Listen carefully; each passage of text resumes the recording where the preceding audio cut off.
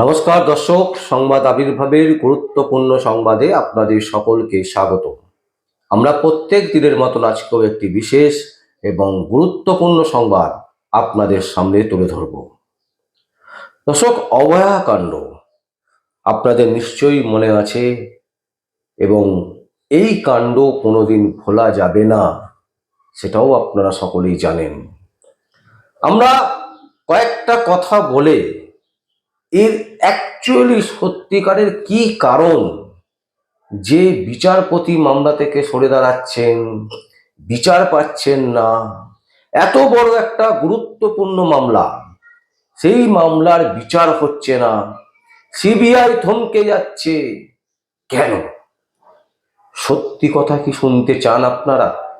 সেই সত্যের ডালি নিয়ে আমরা আপনাদের সামনে এসেছি এবং সম্পূর্ণ ঘটনাটা একটা সত্যের ওপর দাঁড়িয়ে আছে এবং একটি সূত্র তারা দাবি করছে।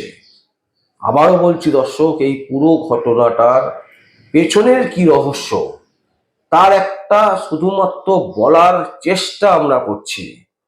এর প্রকৃত সত্য এখনো পর্যন্ত আমাদের হাতে আসেনি, তবে একটি সূত্র যেটা দাবি করছে সেটাই আপনাদের সামনে আজকে তুলে ধরবো যে অ্যাকচুয়ালি সত্যটা কি, কোথায় আটকে আছে অভয়াকাণ্ডের মামলা এবং কেন শোনা হচ্ছে না, কেন সেই মামলা এত গড়িমসি করা হচ্ছে। অভয়াকাণ্ড ঘটেছিল 2024 9ই আগস্ট। আপনাদের মনে থাকবে সকাল 9:30 নাগাদ এই ঘটনা প্রথম সামনে আসে। একজন মহিলা ট্রেনি ডাক্তারের মৃতদেহ অর্ধনগ্ন অবস্থায় পাওয়া যায় এবং শরীরের বিভিন্ন অংশে মারাত্মক আঘাতের চিহ্ন দেখা গেছে। প্রথম 9ই আগস্ট আর্যিকর উত্তাল হয়ে উঠেছিল।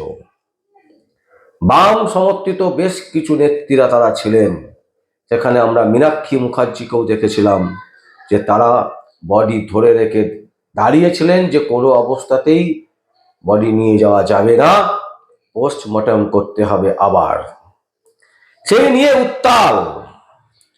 14ই আগস্ট আমরা দেখলাম 2024 মেয়েরা রাত দখল করলো। কেন্দ্রীয় স্বাস্থ্যমন্ত্রী জেপি নাড্ডার সঙ্গে এই বিষয়ে ডাক্তারেরা গিয়ে কথা বললেন। ঘটনার পুরো বিবরণ তাকে দেওয়া হলো, কিন্তু সেই স্বাস্থ্যমন্ত্রী জেপি নাড্ডা এখনো পর্যন্ত কোনো সাহায্যের আশ্বাস বা সাহায্য করেছেন বলে আমাদের অন্তত জানা নেই। কেন তিনি এগিয়ে এলেন না এত বড় একটা ঘটনাকে সঠিক তদন্ত করে? কেন মানুষ জানতে পারবে না যে 8 তারিখে রাতের বেলায় 12টার পর কি ঘটেছিল, মানে 9 তারিখের সকালের আগে? কেন মানুষ জানতে পারবে না? কেন মানুষ এখনো পর্যন্ত সেই ঘটনা জানতে পারলো না? জেপি নাড্ডা কিন্তু একজন স্বাস্থ্যমন্ত্রী, তার কাছে গিয়ে ডাক্তারেরা, জুনিয়র ডাক্তারেরা, সিনিয়র ডাক্তারেরা তার কাছে গিয়ে সমস্ত কথা কিন্তু তারা তুলে ধরেছিল, কিন্তু তারপরেও সবাই চুপ। 13ই আগস্টে আমরা দেখেছিলাম মহারাষ্ট্রে 8,000 জনেরও বেশি ডাক্তার তারা বিক্ষোভ দেখিয়েছিলেন এবং তার সাথে সাথে কলকাতা, লখনৌ, গোয়া, দিল্লি, ভারতবর্ষের বিভিন্ন প্রান্তে 13ই আগস্ট কিন্তু আন্দোলন শুরু করেছিলেন ডাক্তারেরা।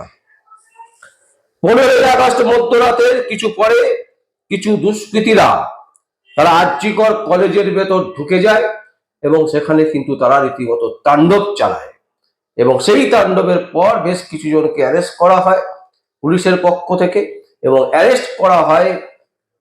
তারপরে তাদের কি হয়েছে কেউ জানে না এবং যারা এই কাণ্ডটা ঘটিয়েছিল, আরজিকরে আক্রমণ করেছিল, কেন করেছিল তার প্রকৃত কারণ কিন্তু এখনো পর্যন্ত অধরা। 17ই আগস্ট কলকাতা সহ সারা ভারতবর্ষের সমস্ত হাসপাতাল ধর্মঘট হয়। 18ই আগস্ট ইস্ট বেঙ্গল মোহনবাগানের ডার্বি ম্যাচে বিক্ষোভ প্রদর্শন করে এবং বাইরে, স্টেডিয়ামের বাইরেও কিন্তু বিরাট বিক্ষোভ হয় সেই খেলার শেষের পর। 22 আগস্ট সুপ্রিম কোর্টে অ্যাপিল হয়। 27 আগস্ট পশ্চিমবঙ্গের ছাত্র সমাজ এবং সাধারণ মানুষ রাস্তায় নামে নবান্ন অভিযান করেন। 2রা সেপ্টেম্বর কলকাতা পুলিশ কমিশনারের পদত্যাগের দাবি নিয়ে রাস্তায় নামেন যুব সমাজ, জুনিয়র ডাক্তার, সিনিয়র ডাক্তাররা। 20 জানুয়ারি বিচারক অনির্বাণ দাস সঞ্জয় রায়কে যাবজ্জীবন কারাদণ্ড, আমৃত্যু কারাদণ্ড এবং 50,000 টাকা জরিমানা করে এই বিচারের এই অবস্থায় দাঁড়িয়ে থাকে। এটা হচ্ছে একটা সারমর্ম। এই ঘটনা আমরা সবাই দেখেছি, সবাই জানি, সবাই মোটামুটি ভাবে ওয়াকিবহল এবং পশ্চিমবঙ্গ তথা ভারতবর্ষ এবং কি পৃথিবীর অনেক দেশ এই আন্দোলনে সামিল হয়েছিলেন। আমরা যেটা দেখতে পেলাম না সেটা হচ্ছে কি, সুপ্রিম কোর্ট যে কলকাতা হাইকোর্ট থেকে একেবারে মামলাটাকে ছিনিয়ে নিল, সেই সময় প্রধান বিচারপতি DY চন্দ্রচূড় তিনি বলেছিলেন যে ভয়ঙ্কর বিষয়, ভয়ঙ্কর এই বিষয়, এই ঘটনাটা ঘটেছে এবং এই ঘটনার সাথে যে সমস্ত নাম দেখতে পাচ্ছি সেগুলো আরো ভয়ঙ্কর। কিন্তু তারপর আমরা দেখলাম অভয়ার বাবা একটি বিশেষ ভাবে তার সাথে যখন দেখা হলো, তিনি বলছেন যে সেই সমস্ত রিপোর্ট যখন আমরা তুললাম তাতে তেমন কিছুই কিন্তু দেখতে পাওয়া যায়নি। তাহলে প্রথম হচ্ছে কলকাতা হাইকোর্টে যখন এই মামলা উঠল, সেই মামলায় কলকাতা হাইকোর্ট CBI তদন্ত দিয়েছিল এবং বলেছিল যে ইমিডিয়েট এই তদন্ত চালাতে হবে, তদন্ত করতে হবে এবং কোর্ট মনিটরিং এই তদন্ত চলবে। সেই মামলা রীতিমতো ছিনিয়ে নিল হচ্ছে সুপ্রিম কোর্ট এবং প্রধান বিচারপতি DY চন্দ্রচূড় তিনি সেই মামলা কিন্তু শুনতে শুরু করলেন এবং সেই মামলা শোনার পর অনেক কিছু বিষয় উঠে এসেছিল। কিন্তু পরবর্তীকালে দেখা গেল CBI সেই সঞ্জয় রায়কে ছাড়া আর কাউকেই কিছু করতে পারলো না এবং মেডিকেল দুর্নীতির নামে 2-3 জনকে অ্যারেস্ট করলো। তাদের মধ্যে একজন এখনো পর্যন্ত জেলে আছে এবং সঞ্জয় রায় তো আপনারা সকলেই জানেন তিনিও জেলে আছেন। কিন্তু অভয়ার মা বাবা বলছেন যে সঞ্জয় রায়কে, শুধু সঞ্জয় রায় কি একা এই ঘটনা ঘটাতে পারে? এই প্রশ্ন ছিল আপামর জনগণের, এই প্রশ্ন ছিল পশ্চিমবঙ্গের সাধারণ মানুষের, এই প্রশ্ন হচ্ছে সারা ভারতবর্ষের মানুষের। এবং সম্প্রতি আমরা যেটা দেখলাম আশ্চর্যজনকভাবে, যে বিচারপতি দেবাংশু বসাকের যে ডিভিশন বেঞ্চ, সেই ডিভিশন বেঞ্চও কিন্তু এই মামলা থেকে অব্যাহতি নিয়েছেন। এর আগেও কলকাতা হাইকোর্টে সিঙ্গেল বেঞ্চে মামলা পাঠিয়ে দিয়েছিল যখন সুপ্রিম কোর্ট, সেই মামলাও কিন্তু বিচারপতি শোনেননি, বিচারপতি কিন্তু তিনি সরে গেছিলেন। তাহলে প্রশ্ন হচ্ছে কলকাতা হাইকোর্টের বিচারপতিরা তারা শুনছেন না মামলা, সুপ্রিম কোর্টের প্রধান বিচারপতির মামলা সেইটা যা শুনেছেন একেবারে খিচুড়ি বানিয়ে ছেড়ে দিয়েছেন, লোয়ার কোর্টে তাদের কোনো এখতিয়ার নেই সেভাবে, CBI তদন্ত করতে পারছে না, স্বাস্থ্যমন্ত্রী চুপ করে বসে আছেন, মুখ্যমন্ত্রী মমতা ব্যানার্জি তিনি নিজেকে বাঁচাতে চাইছেন। প্রশ্ন হচ্ছে মুখ্যমন্ত্রী মমতা ব্যানার্জি 9 আগস্ট বিনীত গোয়েলের সাথে দীর্ঘক্ষণ কথা বলেছিলেন ফোনে, কেন এতক্ষণ সময় বারবার করে আর্চিকর বিষয় নিয়ে সেই সময় পুলিশ কমিশনার বিনীত গোয়েলের সাথে এতক্ষণ কথা বলার পেছনে কারণটা কি? দীর্ঘক্ষণ কথা বলেছেন এবং সেই কল রেকর্ডও কিন্তু CBI এর হাতে নিশ্চয়ই আছে, অথচ CBI কিছুই খুঁজে পাচ্ছে না। দর্শক, এই পুরো বিষয়টা যদি আমরা সঠিকভাবে বিশ্লেষণ করি তাহলে দেখব যে প্রত্যেকের জায়গা থেকে ভয় পাচ্ছেন। মুখ্যমন্ত্রী মমতা ব্যানার্জি তিনি বাঁচাতে চাইছেন কাউকে, এবং তিনি ভয় পাচ্ছেন যে আরজি করের বিরাট একটা দুর্নীতি। এখন এই দুর্নীতিটা কিসের দুর্নীতি? এই দুর্নীতি কিন্তু হচ্ছে মেডিকেলের দুর্নীতি। এই দুর্নীতি হচ্ছে মেডিকেল ইকুইপমেন্টের দুর্নীতি। এই দুর্নীতিটা হচ্ছে মেডিকেলে যে সমস্ত পেশেন্ট ভর্তি হয় তাদের শারীরিক যে অঙ্গ প্রত্যঙ্গ, সে চোখ হতে পারে, হাড় হতে পারে, কিডনি হতে পারে, বিভিন্ন রকমের জিনিসপত্র যেগুলো মেডিকেল সিস্টেমে বাঁচিয়ে রাখা যায়, মানুষ মরে যাওয়ার পরেও সেগুলোকে লক্ষ লক্ষ কোটি কোটি টাকায় বেচা যায়। তাই আরজি কর হচ্ছে সারা ভারতবর্ষের মধ্যে এমন একটা মেডিকেল কলেজ হসপিটাল যেখান থেকে মেডিকেলের একটা বড় স্ক্যাম, সেই স্ক্যাম কিন্তু সেখান থেকে অপারেশন হয়। ইন্টারন্যাশনাল মেডিকেল স্ক্যাম আরজি করের ভেতর থেকে হয়, এবং সেটা মুখ্যমন্ত্রী মমতা ব্যানার্জি জানেন, এটা সিবিআই এর উচ্চপদস্থ অফিসার জানেন, এবং শুধু তাই নয়, স্বাস্থ্যমন্ত্রী ভারতবর্ষের তিনিও জানেন। হাজার হাজার কোটি কোটি টাকা, যেটা চিন্তা করার বাইরে, মানুষের মগজে যেটা আসে না, যে জিনিস মানুষ কোনোদিন শোনেনি, এই ধরনের স্ক্যাম আরজি করের ভেতর থেকে দীর্ঘদিন ধরে ঘটছে, এবং সেটা সবাই জানে। তাই এই অভয়ার মৃত্যু, এটা যদি একটা সাধারণ কোনো ধর্ষণ কাণ্ড হতো, তাহলে এতদিনে সঠিক তদন্ত হয়ে সঠিক জিনিসটা কি হয়েছিল সমস্ত কিছু রিপোর্ট অভয়ার বাবা মা তার হাতে পেয়ে যেতেন। কারণ যেভাবে আন্দোলন হয়েছিল, সৌরভ গাঙ্গুলি থেকে শুরু করে মিঠুন চক্রবর্তী এবং সমাজের বিভিন্ন স্তরের আমির খান থেকে শুরু করে সলমান খান, অক্ষয় কুমার, প্রত্যেকেই বাংলা, হিন্দি, ইংরাজি যত কিছু আছে সমাজের বিভিন্ন মাধ্যম, প্রত্যেকেই কিন্তু তীব্র প্রতিবাদ করেছিল, এবং আসল সত্যিটা কি এটা প্রকাশ্যে আনার জন্য বারবার সরব হয়েছিল। কিন্তু তারপরেও আজকে 2024 সালে 9ই আগস্টের পর থেকে 2025, 2026 হয়ে গেল, কিন্তু এখনো পর্যন্ত অধরাই থেকে গেল পুরো ঘটনা। মানুষের কাছে পুরো ঘটনা কিন্তু এখনো পর্যন্ত এসে পৌঁছলো না। শুধু তাই নয়, বিচারপতিরা ভয় পাচ্ছে বিচার করতে, সিবিআই ভয় পাচ্ছে তদন্ত করতে, মুখ্যমন্ত্রী মমতা ব্যানার্জি শুধু আগরুম বাগরুম কথাবার্তা বলে কাটিয়ে দেওয়ার চেষ্টা করছেন। কারণ স্ক্যাম, ইন্টারন্যাশনাল স্ক্যাম আরজি করের বুকের ভেতর থেকে হচ্ছে, এবং এটা দীর্ঘদিন ধরে চলছে।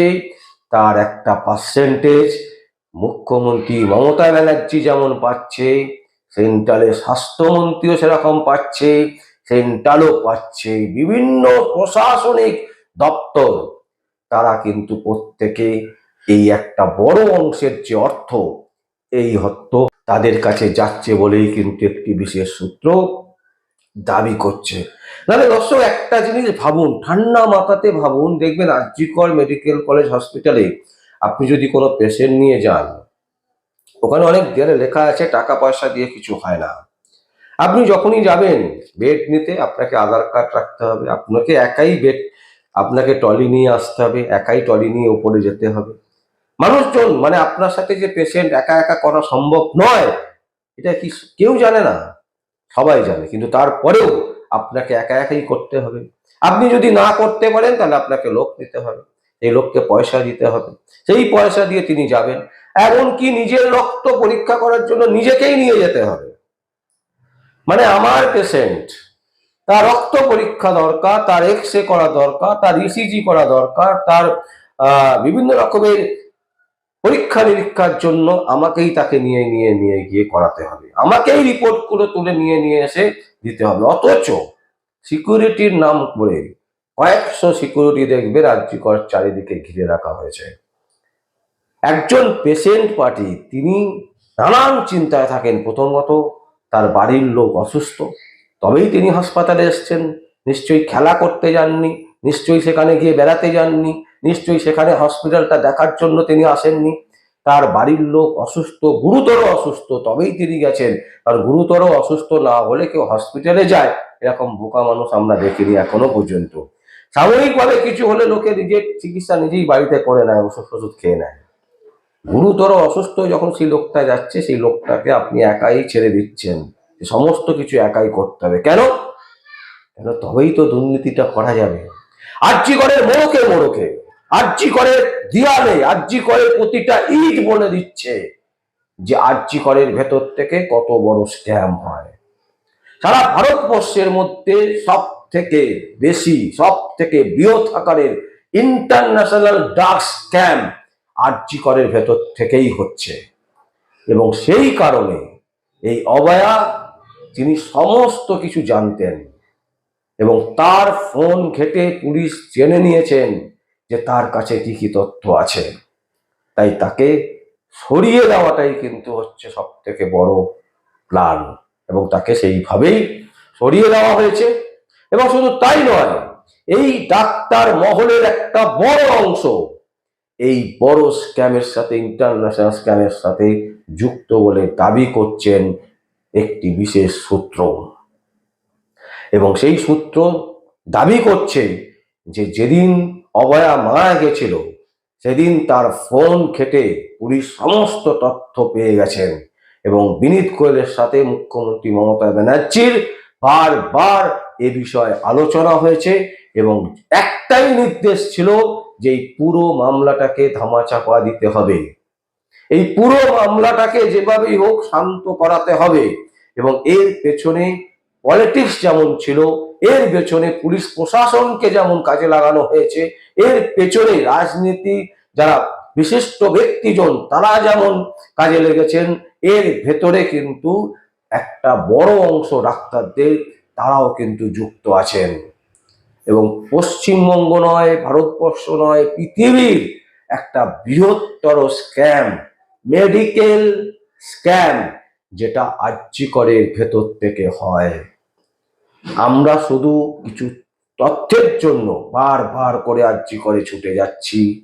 আমরা বারবার করে চেষ্টা করছি যে কে সেই কোম্পানি, কার নির্দেশে ভারতবর্ষের এত বড় একটা আন্দোলন যেটাকে দমিয়ে দেওয়া গেল, কার নির্দেশে অভয়ার বিচার এখনো পর্যন্ত হয় না, কার নির্দেশে কলকাতা হাইকোর্টের মতন বিচারপতিরা মামলা থেকে সরে দাঁড়ান, কার নির্দেশে সুপ্রিম কোর্টের প্রধান বিচারপতি এই মামলাটাকে খিচুড়ি বানিয়ে দেন। এই সমস্ত কিছু তথ্য প্রমাণ জোগাড় করার চেষ্টায় আমরা আছি এবং আমরা বারবার করে আরজি করের প্রতিটি দেয়াল, প্রতিটি ইটকে আমরা জিজ্ঞাসা করছি যে সেদিন 9 তারিখ মানে 8 তারিখ রাত্রির 12টার পর থেকে কি হয়েছিল এবং কার নির্দেশে এত বড় একটা বৃহৎ স্ক্যাম আরজি করের ভেতর চলছে, এবং যেটা প্রশাসন জানে, যেটা মন্ত্রী মহল্লা জানে, যেটা স্বাস্থ্য দপ্তর জানে, প্রধানমন্ত্রীর দপ্তরও হয়তো জানে। পুরো বিষয়টা একটা বিরাট বড় চক্র, হাজার হাজার হাজার হাজার কোটি কোটি টাকার ব্যাপার, যেখানে সাধারণ মানুষকে শুধু গুটি হিসাবে ব্যবহার করা হচ্ছে, দাবার গুটির মতন সাধারণ মানুষকে ব্যবহার করা হচ্ছে। দর্শক, আমরা এই সংবাদ আপনাদের সামনে তুলে ধরলাম এবং আমরা বিশ্বাস করি, আমাদের মনের মধ্যে আমাদের যে আত্মবিশ্বাস, সেই বিশ্বাসের সাথে আপনাদের জানাচ্ছি যে আমরা খুব তাড়াতাড়ি মাথাকে তথ্য প্রমাণ সহ আপনাদের সামনে তুলে ধরব এবং এই অভয়াকাণ্ডের যে পুরো বিষয়, যে কি ঘটেছিল, কি হয়েছিল এবং কেন ধামাচাপা দেওয়া হলো, কেন তিনি বিচার পাচ্ছেন না তার বাবা মা, সেটাও কিন্তু আমরা লক্ষ্য রাখবো। তবে আমাদের মূল লক্ষ্য হচ্ছে আরজি করের ভেতর ইন্টারন্যাশনাল যে ড্রাগস মাফিয়া রাজ চলছে, তার মাথাকে। সেই দিকেই কিন্তু আমরা তদন্ত সাপেক্ষ এগোবো, এবং যে সূত্র আমাদেরকে জানাচ্ছে সেই সূত্রকে আমরা অবশ্যই বলবো যে আরো আরো আরো বেশি বেশি আমাদেরকে তথ্য সহ, প্রমাণ সহ আমাদের কাছে সেই তথ্যগুলো দিন, যা আমরা সাধারণ মানুষের সামনে তুলে ধরতে চাই। দর্শক, আমরা এই সংবাদ আপনাদের সামনে তুলে ধরলাম। যদি আপনাদের কোনো বক্তব্য থাকে, কোনো কমেন্টস থাকে, অবশ্যই আপনারা কমেন্ট বক্সে কমেন্ট করবেন। আর দেখতে থাকুন পরবর্তী সংবাদ, সংবাদ আবির্ভাবে। আমার নাম বিশ্বজিৎ পাল, সংবাদ আবির্ভাবের জন্য।